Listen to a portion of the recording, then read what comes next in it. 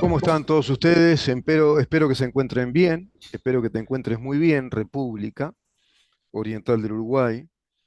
Es retórico lo que digo, espero que te encuentres bien, es un deseo.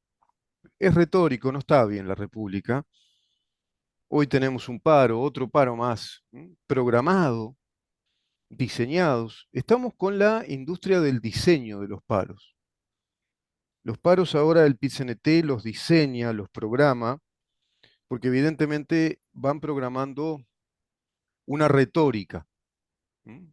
Clásicamente vamos a emplear el término retórica, es decir, un conjunto de enunciados que constituyen una especie de relato, de argumentación respecto a la realidad. Y esa retórica pretende instalar la percepción en la sociedad uruguaya de que estamos en un país en el cual se padece hambre, que mucha gente directamente tiene hambre, que no hay para comer, que la comida es carísima, que no se recuperan los puestos de trabajo que se habían perdido ¿cuándo? En la pandemia, en pandemia. Ujú. En pandemia todos los países perdieron trabajo. La tasa del desempleo creció muchísimo porque eso hace una pandemia, genera una retracción en los mercados y fue tan larga, 2 años, que esa retracción, es decir, disminución de actividades a escala mundial, parece que eso no lo quieren hacer ver. Ellos lo ven, los dirigentes del PCNT lo saben, lo ven. Pero como estaba instalado como premisa fundamental de trabajo desestabilizador en los, digamos, enunciados de la cumbre del Foro de San Pablo del año 2021, que precisamente uno de los puntos indicaba que una vez terminada la pandemia, en esas instancias posteriores de recuperación económica de los países, ir hacia la desestabilización, las movilizaciones, todos los hechos que vamos viendo en el país, hechos disruptivos, e instalar ante gobiernos que ellos consideran neoliberales, ante gobiernos que no son de izquierda, instalar este tipo de retórica, de discurso o de relato, que es el relato del hambre, el relato de la falta de empleo y el relato de gobiernos, como en este caso el nuestro, que no tiene rumbo, que no sabe hacia dónde va. Eso por un lado. Eso, digamos, es lo que podemos considerar es materia de análisis para entender la inconducta democrática de las fuerzas de izquierda organizadas, precisamente en pos de esa meta que es el socialismo del siglo XXI, instalada desde esa internacional llamada Foro de San Pablo, por supuesto que complementada, estratégicamente complementada, intelectualmente, si vos querés, también, tiene un complemento fuerte en el Grupo de Puebla. Grupo de Puebla, Foro de San Pablo, son las mismas gentes, son las mismas personas, los mismos partidos, es la izquierda marxista organizada, es el marxismo-leninismo, jugando su partida política de pulsión en relación al poder político estatal que quieren obtener para transformar, convertir definitivamente Latinoamérica, o por lo menos Sudamérica, en una especie de reedición de aquella Unión Soviética. Sí, no es exagerado. Se pretende eso. Se pretende instalar un continente que se convierta en un bloque socialista, pero hacia el socialismo además marxista. No digo que el otro socialismo sea bueno, tampoco lo es. Ni la socialdemocracia, que son las puertas de entrada al socialismo. La historia lo va demostrando. Si cuando creas estados tan injerencistas, tan fuertes, tan pesados, tan tributaristas, que inducen inclusive al cobijo de su ciudadanía a través de planes y generan el caldo de cultivo para que vayan medrando estas fuerzas de izquierda que así lo hicieron en nuestros continentes con otrora oligarquías que gobernaron de espalda a nuestros pueblos y luego con estados muy crecidos, muy gordos, muy pesados, que dan lugar, bueno, a estos argumentos. Estos argumentos en el Uruguay son muy fuertes porque la izquierda organizada, PIT-CNT-FA, vale decir marxismo-leninismo detrás, con la bandera delante de la sociedad de la diversidad, la sociedad inclusiva a través de la ideología woke o del neomarxismo o marxismo cultural, que es lo que están instalando sistemáticamente desde el Parlamento y como oposición y desde toda la actividad sindical en el país con toda esta, bueno, innumerable cantidad de interrupciones a los funcionamientos del país, del Estado. Esto por un lado, y por otro lado, ¿qué pasa con el gobierno? Ya está con nosotros el diputado, el doctor Felipe Schipani. ¿Qué pasa con el gobierno? Bueno, el gobierno parece que, a mi entender, está en un piloto automático, no ha mostrado más cambios de los que se pensaban que iban a venir. Las últimas consultoras dan, bueno, cuenta de que un 18% de uruguayos parece estar desencantado, no lo votarían hoy al gobierno, un 18%. Bueno, parecería ser, yo consultando con amigos, con consultores, con especialistas, coinciden conmigo en cuanto a que las centralidades políticas no las asumió el gobierno. ¿Qué quiero decir con esto? Las políticas de Estado, políticas más centrales, políticas claves, el gobierno no las asume y hoy vemos un presidente apagado, alejado de temas grandes, como por ejemplo, ¿qué pasa con los indicadores de medición presupuestal?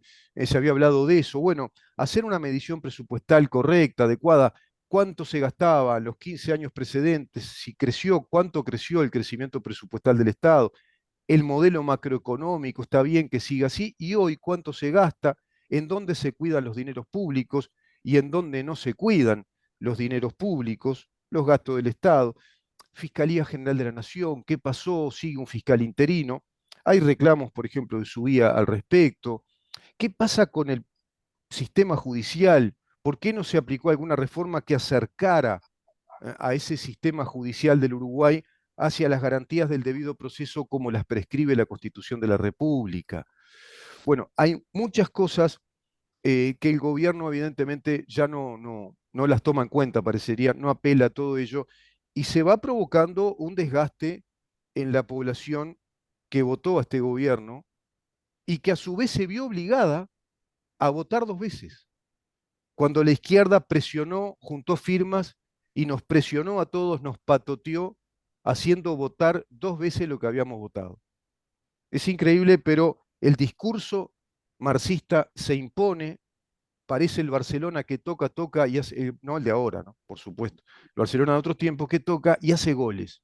Y hoy la centralidad política, la centralidad de la prensa, la centralidad del comentario político es lo que hace la izquierda nacional y no el gobierno. El gobierno aparece por momentos en las pantallas grandes con algunos detalles puntuales, pero se apaga rápidamente y no se escucha al gobierno hablar y bueno, y contrarrestar fuertemente esos argumentos retóricos de esta izquierda que está, bueno, rabiosamente ya copando las calles y la opinión pública. Felipe, ¿cómo te va? ¿Qué cuadro hoy, eh? Bueno, Hoy estoy bastante pesimista, eh. buen día, un Buen placer día. estar un martes más conversando contigo y con toda la audiencia. ¿Cómo ves todo este panorama? Está complicado porque se instala un relato permanentemente, insisten con el relato del hambre, que esto venía desde antes de las elecciones nacionales. No sé si te acordás cuando Topolansky había dicho, Lucía Topolansky, que si ganaba esta coalición se iban a copar las calles, se iba a movilizar mucho, se iba a interrumpir la actividad del país.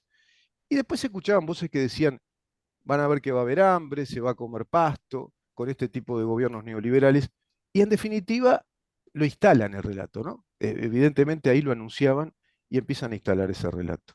Pasó lo que pasó con Almides cuando hizo la auditoría como corresponde y este colectivo, ¿cómo era que se llamaba? Esta ONG que, bueno, se La robaba, Coordinadora Popular y Solidaria. bueno, de Solidaria muy poco y de Popular también muy poco. Se robaron no sé qué cantidad de cosas. Bueno, esos son datos ya fehacientes, concretos, y sin embargo, paro hoy, ¿no? En el Uruguay. Sí, un nuevo día de paro, un nuevo día en el que los estudiantes, lamentablemente, muchos se quedan sin clase, otros no, porque ese es otro fenómeno que estamos viendo, ¿no? El nivel de acatamiento, por ejemplo, que están teniendo los paros en la educación son menores a los que se registraban antes, ¿no? Se calcula que en secundaria andan en torno al 37% de adhesión al paro, en UTU en el entorno del 20%, de modo que hay un número importante de docentes que no comparten la tranca sistemática, el palo en la rueda, y ha habido un cambio, bueno, desde la autoridad educativa. Antes, cuando había un paro, se resolvía cerrar el centro educativo y bueno, y obviamente no podía ir ningún docente a trabajar, no podía ir ningún estudiante a estudiar.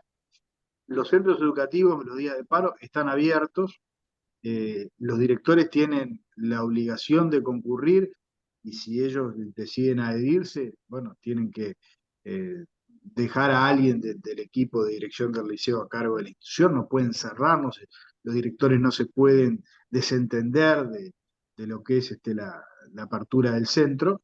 Y eso, bueno, es un cambio significativo. Eh, Tú hablabas de ciertos relatos, pero a mí me parece que los relatos, como las mentiras, tienen patas cortas. Recordemos lo que fue el relato de la luz, ¿no? Que la propia evidencia se ha encargado de dejar en evidencia las mentiras, ¿no? Han pasado prácticamente 8 meses desde que se aprobó la LUC en el mes de marzo, se ratificó por parte de la ciudadanía. ¿Y dónde están los desalojos masivos express que iban a haber? No sé, yo no los conozco, no he visto circunstancias de ese tipo. ¿Dónde está la privatización de la escuela pública como se planteó en la campaña? ¿Dónde está la eliminación de la obligatoriedad de la educación inicial, ¿no? Que era otro de los riesgos que corrían de ratificarse estos artículos? ¿Dónde están los feroces eh, gatillos fáciles y abusos policiales que iban a haber? ¿Dónde está la privatización de Antel con la portabilidad numérica? En fin, se deslizaron una serie de mentiras, de falsedades, de relatos, que el propio tiempo se ha encargado de demostrar la falsedad. Por eso digo, en momentos donde coincido, se están instalando nuevamente Nuevos relatos. relatos.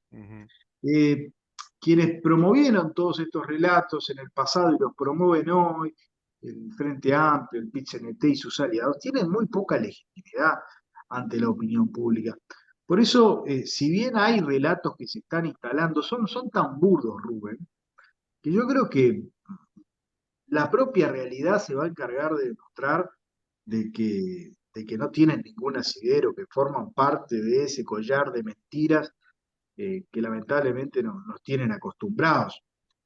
Porque si tú escuchás lo que dicen los dirigentes del Frente Amplio y del PIT-CNT, todo está mal en el país, ¿no? Absolutamente todo está mal en el país. Vivimos una situación poco menos que caótica, cuando hay un gobierno que enfrentó una pandemia y eso permanentemente se soslaya. Entonces se cuestiona, ¿no? Y se hacen gárgaras. Y subió la pobreza. Y bueno, sí, subió la pobreza como subió la pobreza en todo el mundo, porque la pandemia realmente generó una situación desde el punto de vista social y económica de enorme complejidad. ¿Sabés que respecto a ese tema tengo un mapa de una consultora internacional, que Uruguay es de los países que en Sudamérica tiene menos pobreza, junto a Chile? Ahí se cae el relato también. A ver si lo encuentro. Después te lo voy a pasar.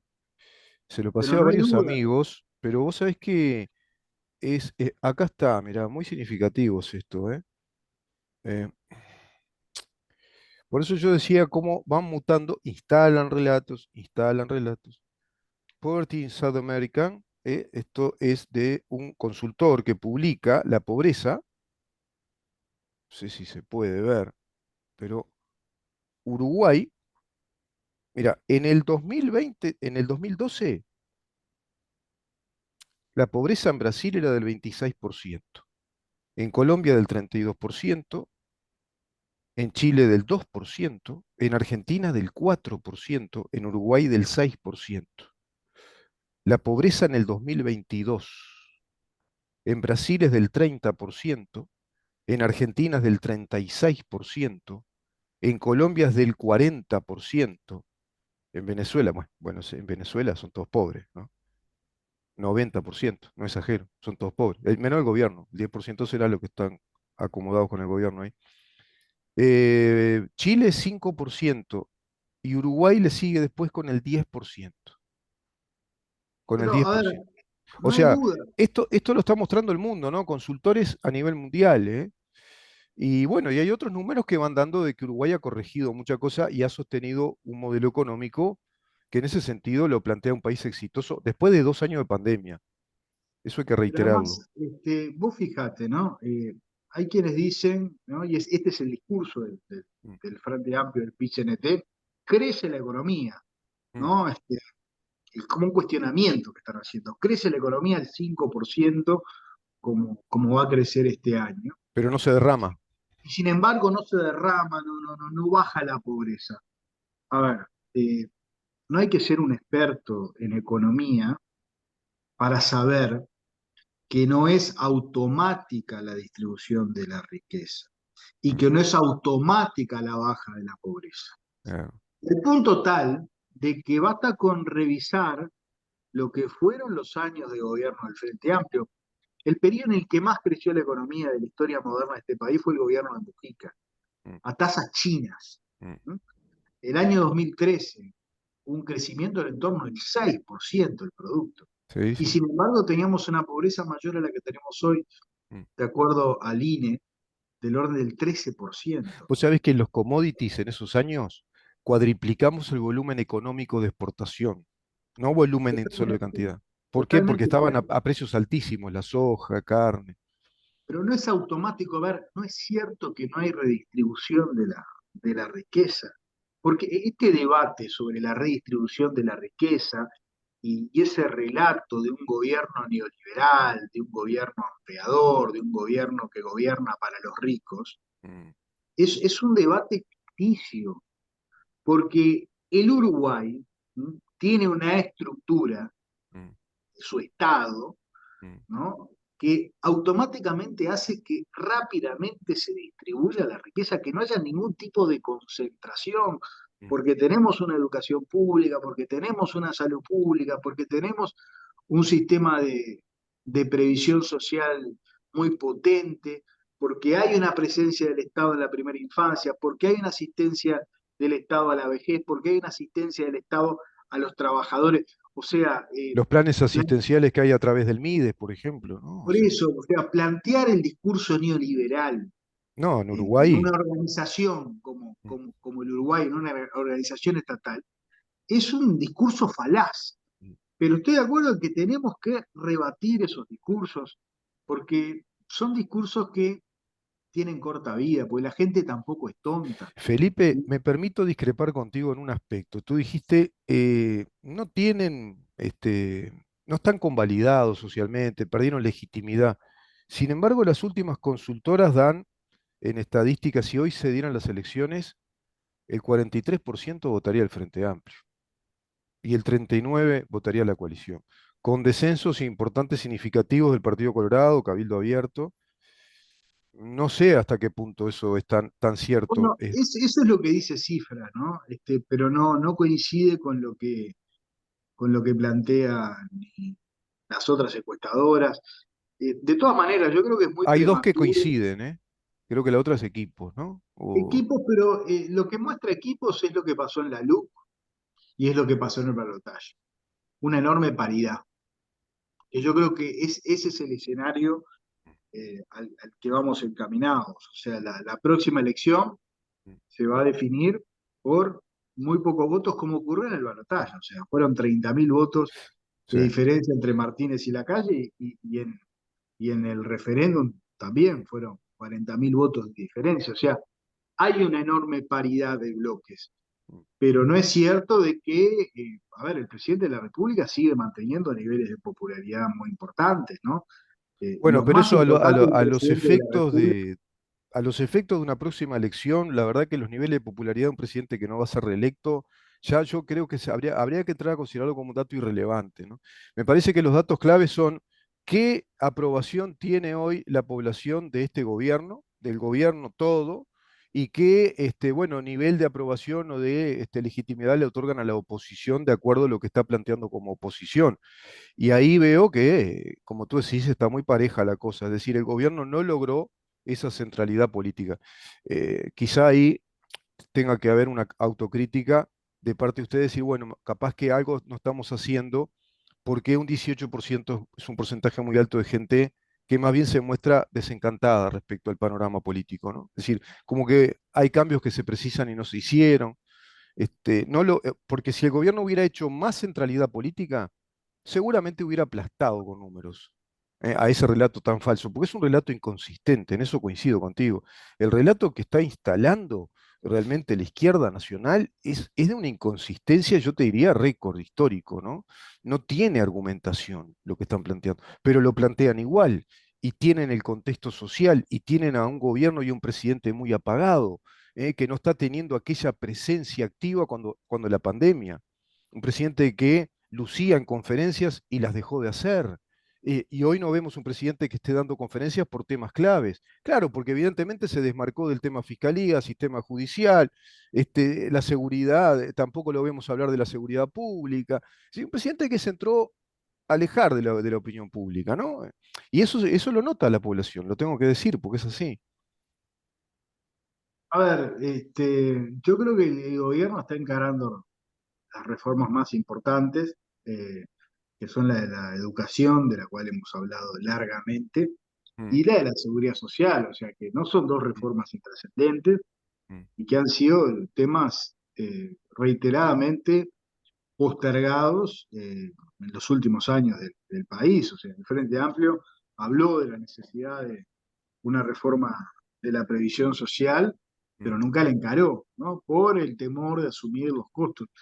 Y hay que reconocer que si hoy estamos discutiendo la reforma de la seguridad social, mm, en gran medida, bueno, es por el coraje del presidente de ir para adelante con ese tema, con esa discusión, mm, en donde advierto también que el Frente Amplio se está quedando sin discurso, ¿no? Porque claramente la reforma de la seguridad social no solo hace que el sistema sea autosustentable, sino que es una reforma justa en donde se privilegia mm, las jubilaciones de menores ingresos. Entonces, eso mm, descoloca ciertamente al mm, mm. Frente Amplio. Y Y la bueno, reforma educativa también, ¿no? todo lo que hemos... Se apagó. Ahí está. Pero bueno, yo creo que el gobierno está poniendo el énfasis en esos dos grandes temas que, reitero, son reformas trascendentes que están teniendo la oposición que están teniendo, pero el gobierno avanza en esa Pero reforma. Felipe, pero respecto a la reforma de la previsión social, no la va a ver la gente. Ahí hay un tema también que no es estratégico para el gobierno, ¿no? Si vamos a, vamos a hablar en términos estratégicos electorales. La reforma educativa, está bien, empezó a aplicarse, se va a ver a partir del año que viene y ya están haciendo el lío que vemos que están haciendo, ¿no? Un lío tremendo, porque claro, no les conviene esta reforma educativa, esta transformación educativa. Lo hablamos contigo hace tiempo eso. Se fue un poco, se fue la señal, me parece. Vamos a ver si podemos recuperarla. Este, un buen dato que da el diputado Schipani es que los centros educativos están abiertos, ¿no? Hay paro, pero tienen que estar abiertos, tienen que cumplirse con esa función, cosa que antes no hacían, ocupaban directamente los centros educativos y nadie podía ir a estudiar y tampoco a trabajar. Bueno, eso ya ahora no se hace y parece ser que la adhesión, como siempre, la adhesión real es baja, ¿no? No es una adhesión muy alta. Se fue la señal. ¿Está conectado de ¿No me nuevo? escuchás? Ahora sí te escucho, no te veo, está congelada tu imagen. Hola. Te escucho, yo te escucho Ahora sí, perfecto. perfecto, perfecto. No, estaba repasando un poco lo que hablamos contigo, ¿no? La reforma educativa que ya está, bueno, en trámite. El buen dato que diste de que los centros de enseñanza están abiertos, la adhesión no es tan grande, como tú decís entonces, y se mantiene eso, cosa que antes no pasaba. Iban y ocupaban, ¿no?, los centros de estudio, se paralizaba el país a nivel educativo. Pero, y hay otro factor que me parece que es importante. En todas las encuestas hay muchos indecisos, y el indeciso por lo general es un votante racional, es un votante que no está radicalizado ni para un lado ni para el otro, Mm, y que en su momento el Frente Amplio tuvo mecanismos muy efectivos para llegarle a ese electorado, ¿no? Pues tenía realmente un discurso moderado, recordemos el rol de Astori, ¿no? En ese contexto, de tratar mm. de llegar a los sectores más de centro. Hoy el Frente Amplio y el PIT-CNT están absolutamente radicalizados, Sí, ¿no? sí.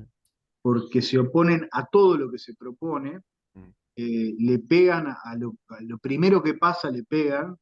Entonces, Y el Frente Amplio exuda un contenido de lucha de clase, ¿no? Que no lo digan. Están totalmente. en un relato clásico marxista, ¿no?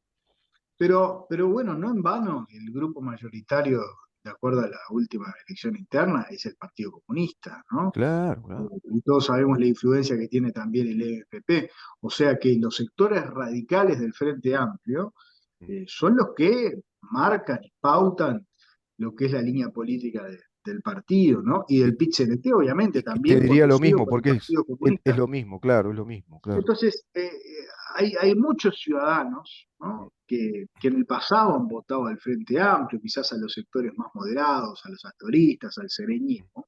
mm, Estoy seguro que no va a encontrar un espacio de representación allí. mm, Y te diría que gran parte de los indecisos, bueno, es ese perfil de votante. mm. Por eso yo no sé si un frente amplio como el que hoy podemos ver, tan radicalizado, oponiéndose a todo, criticando por criticar, bueno, va a tener éxito electoral. En todo Pero caso, creo, las encuestas dicen que sí. Fíjate que era un frente amplio que tenía, ¿te acordás? El 39, 37 daba 39%, estaba congelado en un 39%, ahora en 43%. O sea, algún resultado les está dando, es evidente. a ver, la única encuesta que le da 43 es la de cifra, ¿no? Las otras más o menos le No, dan están arriba de- en los de- mismos niveles de la última elección. El Frente Amplio, recordemos que perdió de 2014 mm, al 2019 mm, 10 puntos de votantes, ¿no? mm. Bueno, ese es el votante del Frente Amplio desencantado, Mm. bueno, que dudo que pueda volver a Ojo, votarlo. ojo que hay un recambio generacional. Hay que contabilizar todas las nuevas generaciones que ellos adoctrinaron en 15 años y muchos de ellos van a votar en, sobre todo concentración, Montevideo, Canelones, ¿no? Montevideo, Canelones. Ojo. Es cierto también que los partidos tradicionales hemos venido trabajando muy bien el tema de nuevas generaciones también, Eh, ¿no? De eh, hecho, proporcionalmente, y esto también forma parte de un estudio que se eh, hizo con posterioridad a la elección, el partido que más captó el voto joven proporcionalmente, no en sí, cantidad, fue el sí. Partido Colorado con la candidatura de tal. Mm. A ver, yo creo que tenemos enormes desafíos Y las que, elecciones juveniles dan buenos números, ¿no?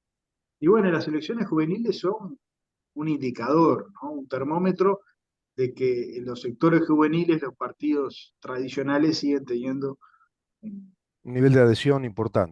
buen Sí, nivel de adhesión. sí, sí.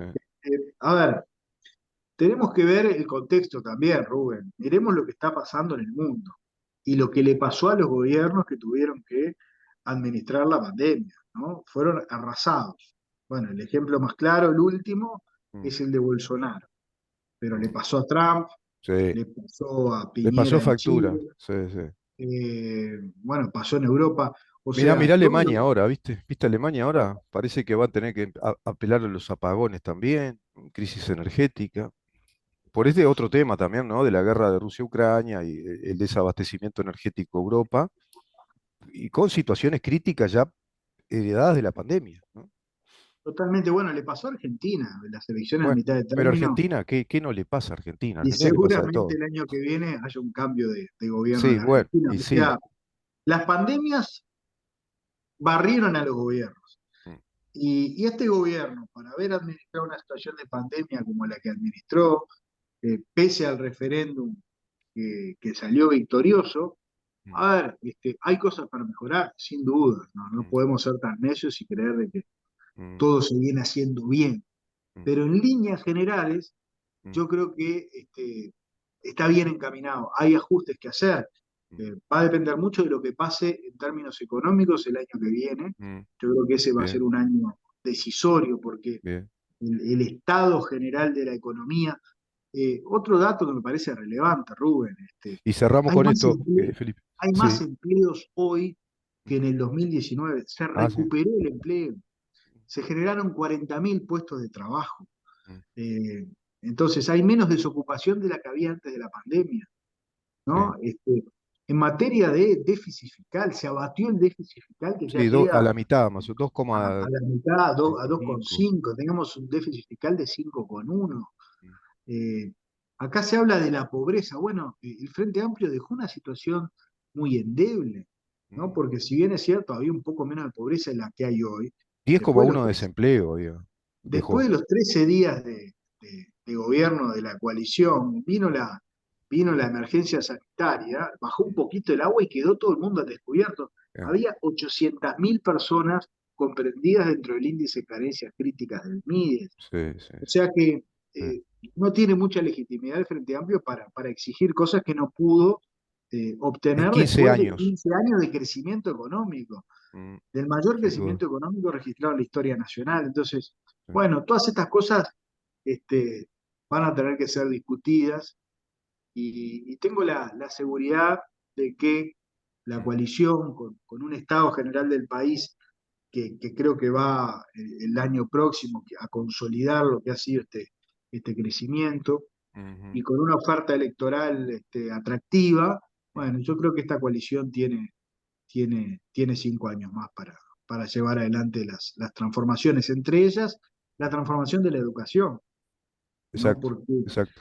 que no se agota en este gobierno, que es un No, proceso eso de largo aliento, no cabe que hay duda. que darle continuidad. Claro, Y si claro. queremos que la educación efectivamente se siga reformando y transformando, Mm. bueno, hay que apostar a la continuidad de la coalición, pues lo primero que va a hacer el frente Claro, cuando llegue al claro. gobierno es dejar sin efecto la No, transformación si de la llega el educación. frente al gobierno, hasta vamos a tener capaz que el disparate de que la portabilidad numérica libre también la sacan, yo qué sé, un desastre todo.